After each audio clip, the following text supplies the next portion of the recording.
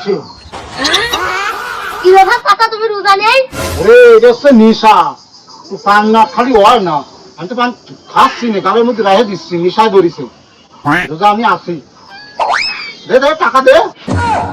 ওরে চাচা, আমরা টাকা দিতে আসিনি। এই এত জোরে জোরে ডাকতেলি কেন? ওরে চাচা, আমরা টাকা দিতে আসিনি, আমরা কি অন্য কাজে। কি দরকার?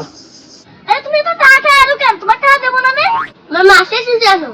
চাচা, এই রমজান মাসে তুমি কি সুদ খাবা? ওরে রোজার কাজ রোজাই করবে, তো টাকা দিয়ে তোকে টাকা দে। আমার মাসে এসেছে আসো।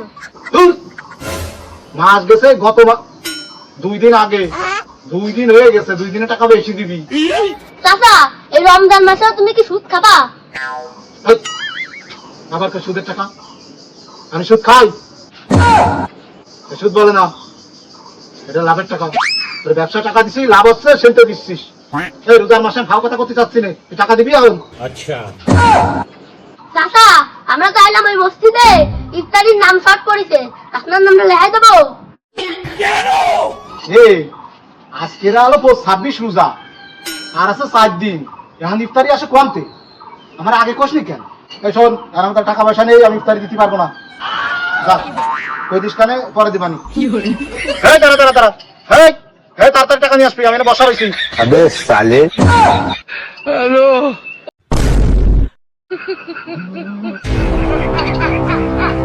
তোমার টাকা এই আরেকটা কই? একটা খবর আমি দাদি দে, আমার টাকা দাদি।